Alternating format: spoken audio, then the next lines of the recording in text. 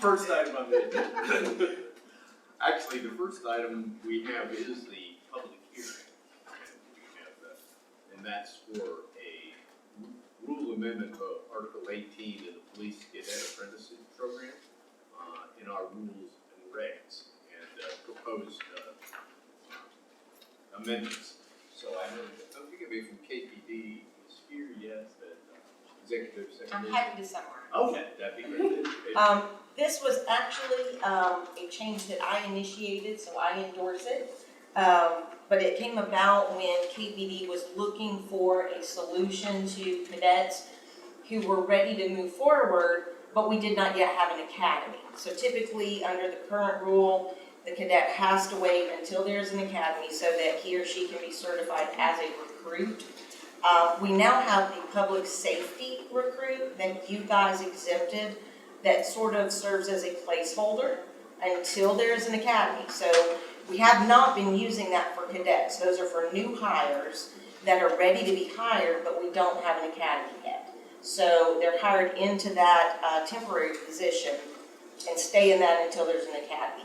So the goal was to figure out a way to allow cadets to also roll into that position so that they could get a pay raise sooner. That's really the main purpose, is to try to retain them rather than making them wait longer for no good reason. So there are three primary changes to this rule. The first is that in addition to being certified as a recruit, they can also be certified as a public safety recruit, not just a police officer recruit. So it opens up that opportunity based on timing. It also, in doing this, another way to expedite that process. So previously, cadets come to this board for certification. Well, this board relies on the chief and my recommendation. So it seemed prudent to just take that step out and let the executive secretary certify them when the chief certifies they've met all of the requirements. So it just speeds that up rather than forcing them to wait until we actually have a board meeting. The third change is just removal of that 1 year requirement as a cadet because we don't enforce it. There's a waiver provision, and when KPD requests that waiver, this board grants it. So it seemed wise to just remove that provision and allow KPD to make that decision on whether or not they want that year of service fulfilled or whether they want to promote a cadet prior to that year of service. Nothing about what is required to become a cadet, nothing about what is required to do as a cadet, the requirements they have to perform, the training, or the requirements to become a recruiter changed. It's really just some process changes to expedite a promotion for them to help retain those cadets when they age. And now KPD's here, they would like to add. Thank you for your initiative on this. I know it's helping solve an important challenge for KPD. Do you all have anything to add? No, it'll just make the process more seamless, especially since we added in the PSRs. So, do we have anybody who wishes, I guess the next step is to hear. We don't make any, we just listen to comments. We listen. No business.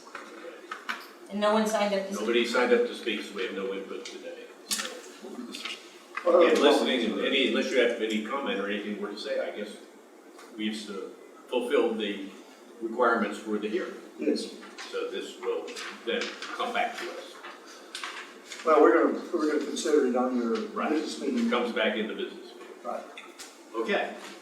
Speaking of that, let's call to order the Civil Service Merit Board meeting for today, Wednesday, April 10th, 2024. And the first item, well, let's go ahead and it looks like all are present today. The first item is the approval of the minutes of the previous meeting. Motion to approve. Motion. Second. Any discussion? We've had a motion and a second. All those in favor of approving the minutes indicate by saying aye. Aye. Opposed, no. Okay, minutes are approved. So now we're at the reports section. Any reports regarding litigation? Mr. Winchester? Not to report, Mr. Chairman. Okay. And Mr. Shields, do you have anything to report? Nothing to report this month, Mr. Chairman. Thank you. Okay, thank you. Now we're at the staff, civil service staff report. So, sorry. I just wanted to announce the official reappointment of Jane Roberts that was confirmed at the end of March at the council meeting. So welcome, Jane, for your second term. And I would commend you for sitting through an incredibly long council meeting. I'm honored to be here. We participated in a job fair on April 3rd that the HR department posted. They invited us to come and actually had laptops set up with access to our applications so that some of our staff were able to assist candidates with actually applying for jobs live on the site. And my staff were extremely complimentary of the job fair. They said it was very well attended and very well done. So thank you, HR, for putting that on and for inviting us to participate.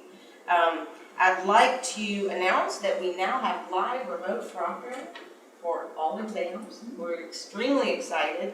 Our current exam vendor, eSkill, now has that product available. We are going to use it on a case-by-case basis because it obviously costs additional funds, and it's it's a little less secure, but we feel very good about the security of it. If anybody has ever taken an exam with live remote proctoring, it's very effective. And we had been doing our police exams that way, so we feel confident in its use. We're going to open it up when we have a need for candidates, or a shortage of applicants for a particular job class, out-of-state candidates that simply can't travel for the exam. So we're going to look at that on a need basis and open those up for candidates to whom it makes good sense to allow them to take those tests at home. So we now have that. It is live. I believe our first person was scheduled today. So that is up and rolling. We're also working on updating the oral boards for KPD. Right now, we're still waiting to get information back from finance so that we know what steps are required, and that'll give us a sense of how long it's going to take before we can even start that project.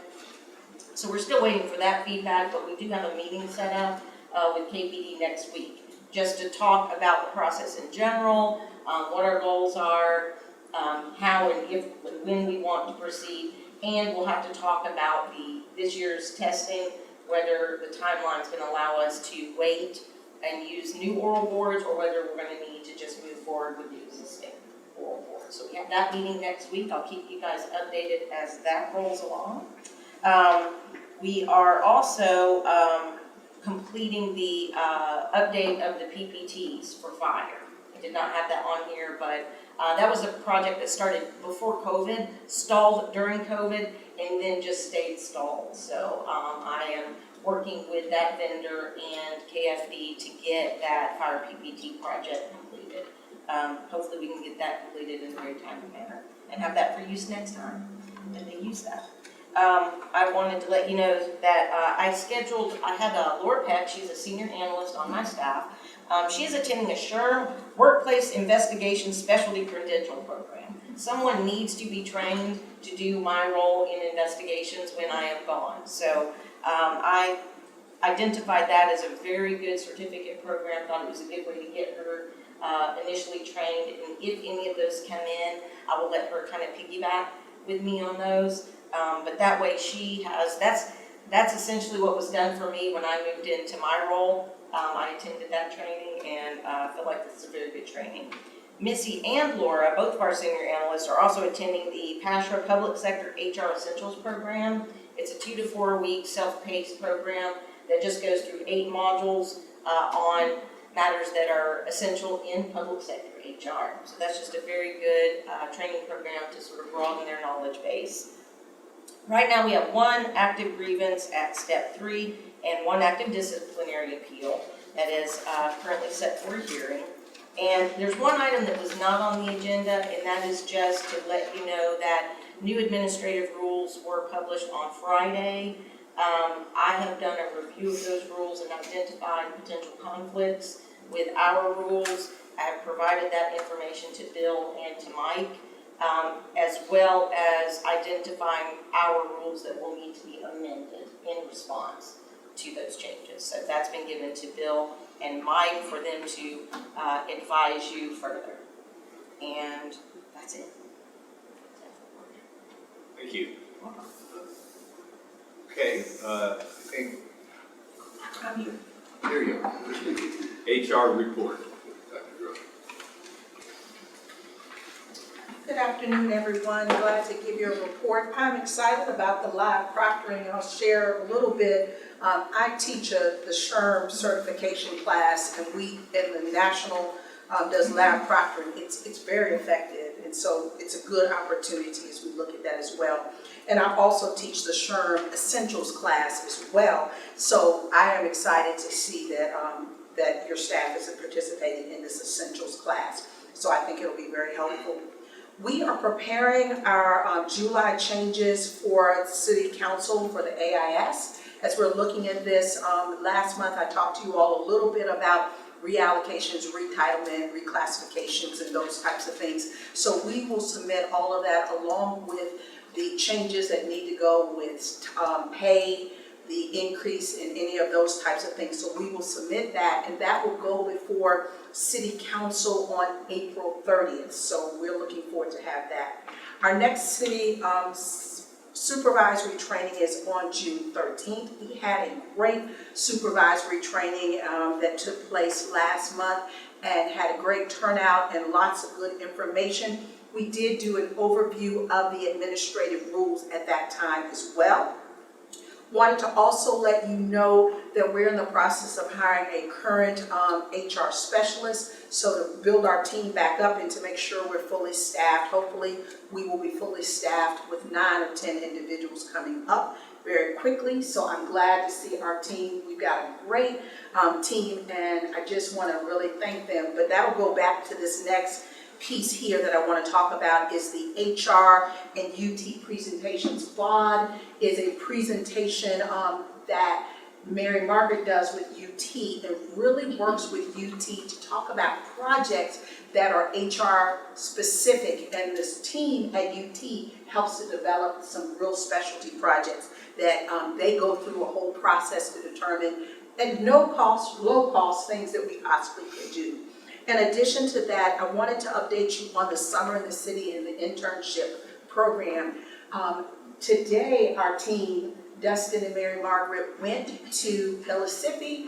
They are always at job fairs and always promoting the city. Yesterday, I was at UT and they were at UT having great opportunities to promote. As she came in today, she's pulling all the stuff. So if you all want something cool and fun, I'm sure she's got some stuff there to show with you. But when we look at the job fairs when we're going, the whole premise behind this is the idea to promote the city as an opportunity for long-term employment. When we go to Pellissippi, we're going to UT, we don't want the city to be seen as just a pseudo job. We want them to see this as an opportunity, a career opportunity for them. In addition to that, because of all of the things that we've been able to do, the Summer in the City program that last year only had about 40 applications, we had 113 applications. And that is because of the work that she has done in promoting summer in the city and the city being a great place to work. So we are excited about that. Our internship program is going. Today there's an active shooter training as well. I think some of our team is participating in that. And then we are going to participate, 2 of our team members will participate in the statewide, and Vicki is on the committee to put this on, but at the end of April, there will be a statewide HR conference for TPNA that is part of the PASHRA, and we'll be participating in that. So I just wanted to let you know that there's a lot going on, and we're pretty active and busy in HR.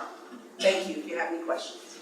Thank you. I'll take the privilege of the chair to say that we really appreciate Mary Margaret's work and your work in helping us at the Baker School with some interns that I'm helping place here at the city with the program we have with the city, and they've had terrific experiences in a variety of departments, and we've got helped get the right people in the right positions, and it's just, anyway, it's been very helpful and very, very well received, so. Thank you. Okay, so now we don't have any unfinished business.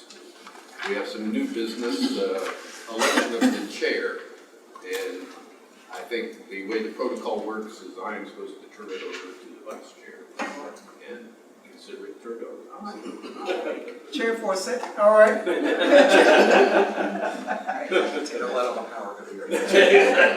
All right, but, Look at that thank you, being chair.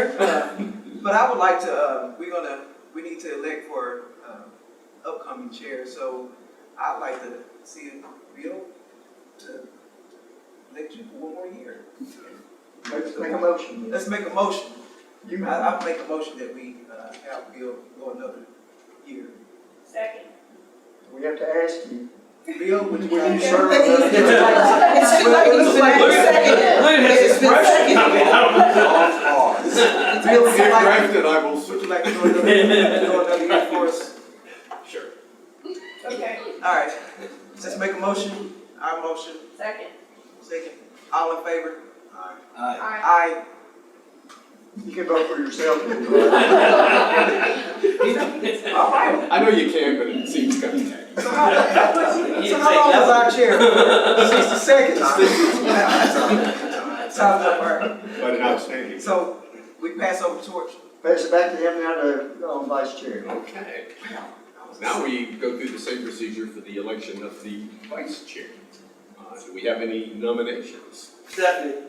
Stephanie, excellent, I'll second that. Will you serve? Are you willing to serve? Most definitely. I think we're a good duo with you, Dave. Absolutely. You dress a little bit alike right there. That's right. Are there any other nominations, or? We have a motion and a second for Stephanie Taylor to serve as the vice chair for another year. All those in favor indicate by saying aye. Aye. Any opposed? Ayes have it. Congratulations. The team continues. You ran a great campaign. Thank you. Okay, now we come back to the aforementioned in the public hearing, the rule amendment, police, Article 18, Police Cadet Apprenticeship Program. We now in the process of approving these rules. Do we have a motion for the rule amendment? Motion. Okay. Any discussion? Comment? All those in favor of approving this rule amendment, Article 18, indicate by saying aye. Aye. Opposed, no. Okay. Item 7 is approved. Thank you. Now, the next is the board discussion of the selection process to succeed Dr. Hatfield, our executive secretary. And the item is a discussion.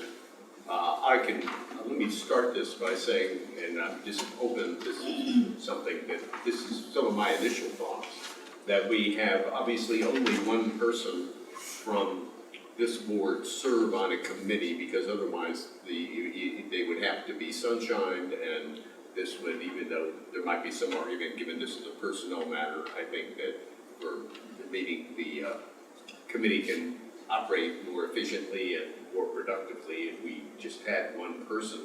And then, so we might then discuss who that might be as well, and then I'll open it up. Does anybody have any thoughts on that?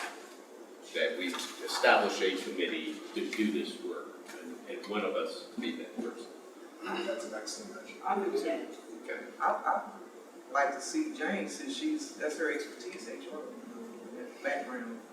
I think Jane would be absolutely perfect if you are willing to serve. I would be happy to.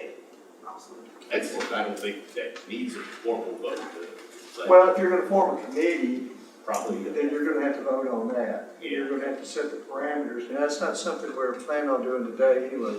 You would kind of set anything you want to vote on at the next meeting, sort of establish what those items are, and I'll prepare Right, I those always for feel the better next if, agenda. yeah, You thank can you. officially adopt them. Officially, I think it's always better practice to notice what we're going to do, Right. and not pop up with something at the meeting that Right. employees or others wouldn't have known about. So I think if Jane will serve as our rep, we can talk a little about what that committee might be like and so forth, but then defer any action or voting to form it until later, seems to be. I think that's a good idea, and consistent with, and this is my third time to go through this, I must be chasing off executives.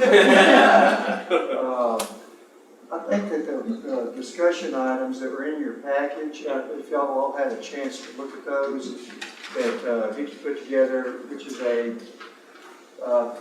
it looks like to me it's a combination of the outlines from the prior two selection procedures, one in 1992, and the other in 2005 when Dr. Hatfield was selected. There's a lot of similarities. The main difference was whether or not the committee, the search committee, selection committee, whatever you want to call them, how many people were on there, what the membership was composed of, and what their duties were. When you had 130 in 130 applicants in 1992, the selection committee came in very handy because if this board had to go through 132 applications, you'd have to find another day job. But, and then the second one, we just had 5. And some of that, this board took a totally different approach and basically interviewed all the applicants themselves. We just have to be careful that as you said earlier, Mr. Chairman, we don't need to have 2 members of our board doing anything involving this selection unless there's a notice in a public forum involved so that we won't violate the Open Meetings Act. And then number 2, you need to tell the committee what you expect them to do. That's the most important thing. Right. Okay? And those are some of the things I thought we were going to talk about today as far as going down through this. And I think those outlines are excellent if you've had a chance to look at them. So the committee is the central thing. Yes, this is very helpful. Appreciate your providing this to us. So any thoughts anybody has about the scope of what the committee would do? We can talk about it before. I guess we could do that even prior to talking about, or would you rather talk about how we would staff the if you will. So anybody have any thoughts? I have some thoughts on that. I think some others have. I like to hear what you have to say. Well, it seemed to me to make sense. Obviously, I think employee reps should have a role, and this is critical given the nature of civil service. Whether there are 3, all 3, we can discuss that better possibly, and probably somebody from the administration, or however would make sense, and that would be 5 people. There could be other, but those are my initial thoughts. I don't know that I think it would be limited to that 5. It might be if we had all 3 employee reps. But those are my initial thoughts of what might constitute. I think you make it larger, it's a little hard to get it together. But on the other hand, we have an HR professional chairing it, which is very helpful. But then, and that committee, anyway, those are my thoughts on the makeup. Anybody else have any thoughts on parameters of the committee itself, its membership? Well, I certainly for May would like to designate a chunk of time for us to really hammer all these items Right. out with procedures. Right. Certainly, as with anything with the CSM, I just always want to know what parameters would work in with establishing that because, for example, with Mike, or presence, I want some, also people who have been through the process, some historical insight to what we're doing here with that, so. That's up to you, this board, to decide whether I attend or not. One of the prior boards want to be there, and the other one did. So it's whatever you decide, but you don't want me influencing them. I won't. I'll just be there in an advisory role. And also, I will point out that when we have a sitting member of our board on such a committee, usually they are non-voting. They are there. You can be the chair, and you can certainly give direction, but you won't be voting in the committee. So just to keep that in mind as well. Yeah, why is that? I was curious. Because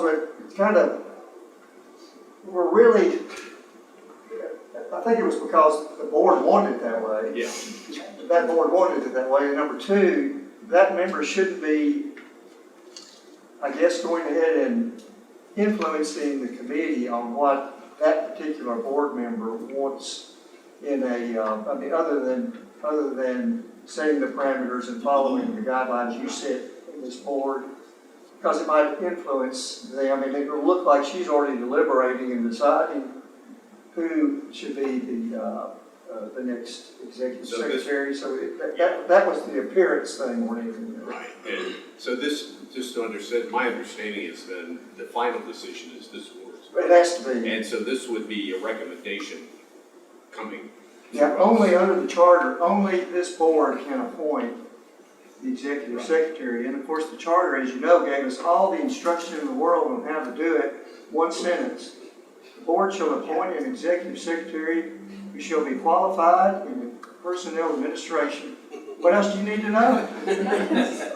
Says it all. But no, you decide, and the job qualifications, the minimum qualifications, those are the kind of things that a committee will go through and cull out the people who just aren't qualified or don't meet those minimum qualifications. And to show you the difference, in 1992 we had this was my whole file.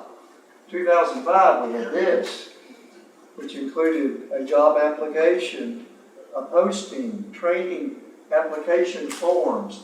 There's even Fair Credit Act forms in there permitting you to do credit checks.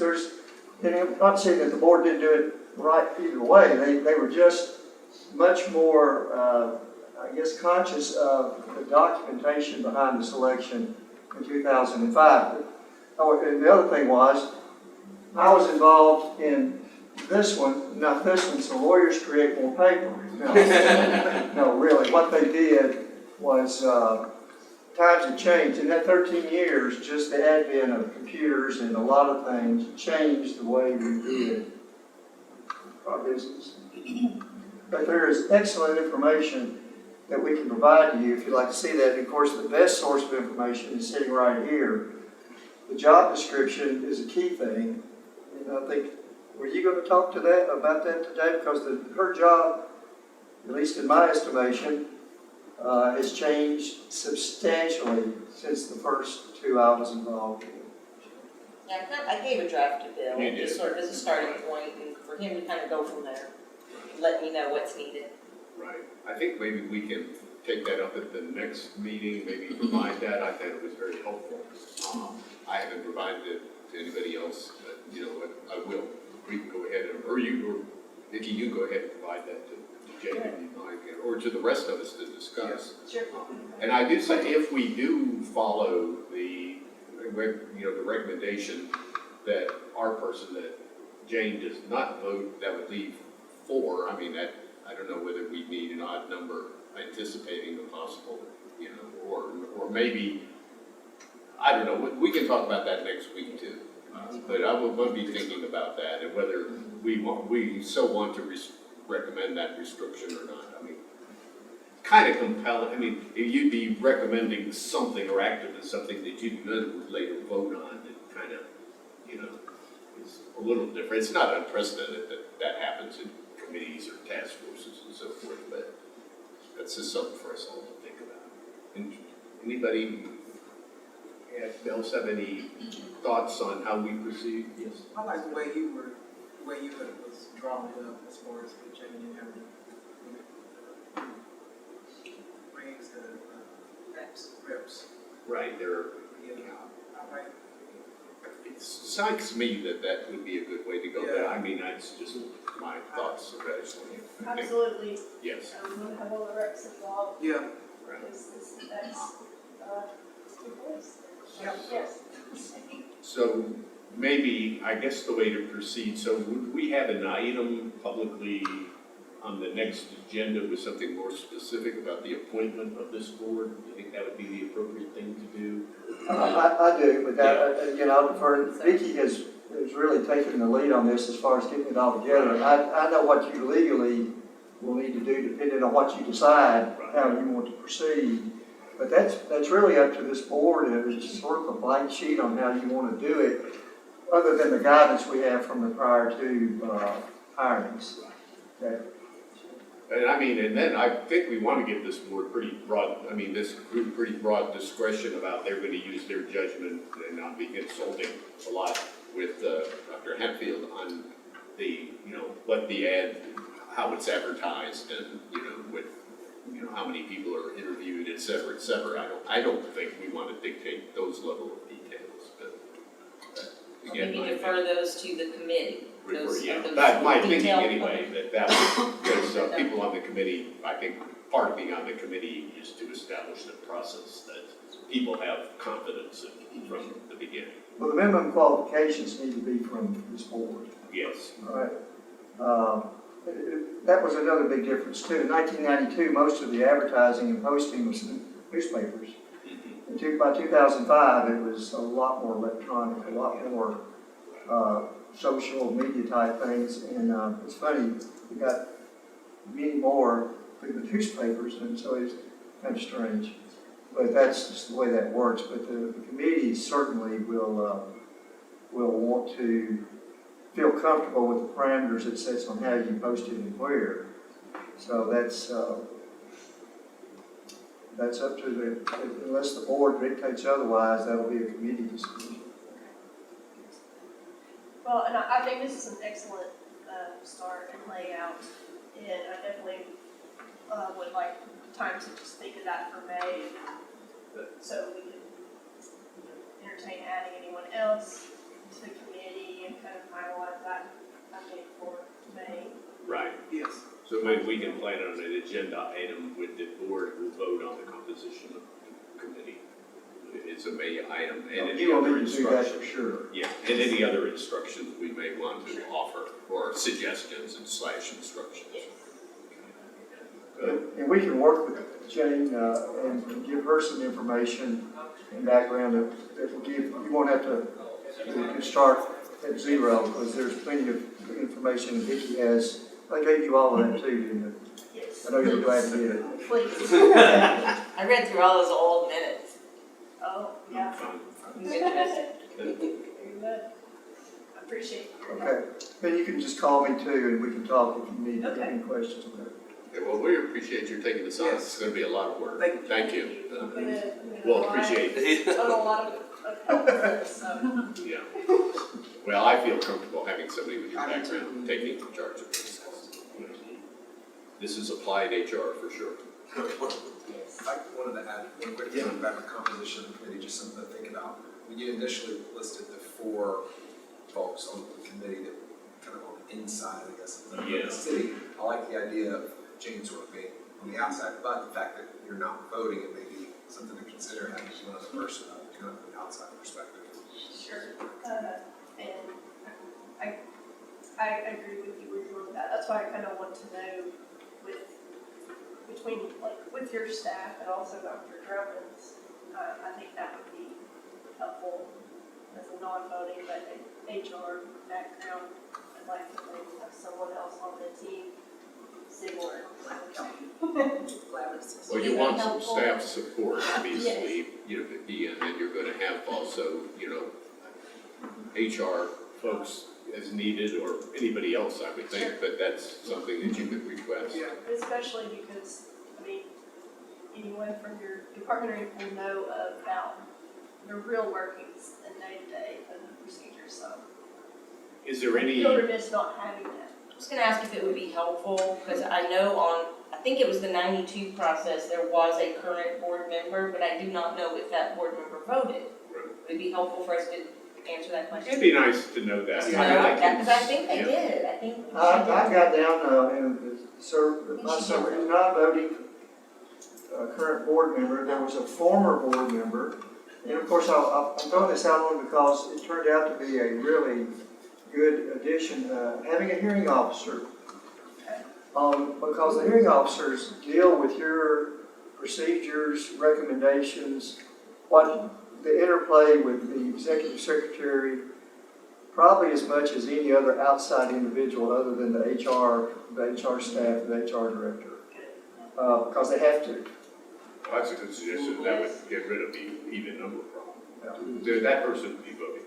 Absolutely, and I would think, this is just me talking from experience, having 5 plus the chairperson is a good approach. 7's too many. 7's too many. Too many, we got too big of a committee.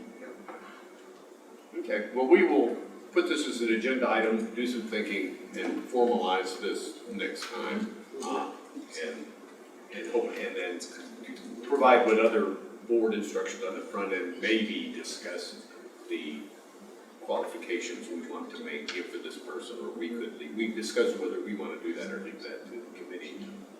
Anyway, those are things we can have as an agenda item for the May meeting. Okay, is there anything else we need to talk about on that item? I'll draft up some potential agenda items, and then you work with you and Mike to figure out what you want on there. Okay, that'd be perfect. I'll just throw some things at you and see what works. Okay. All right. Very good. Do we have any other business to come before the board today? Motion to adjourn. That's a good one. Do we have a second? Second. All those in favor, indicate by saying aye.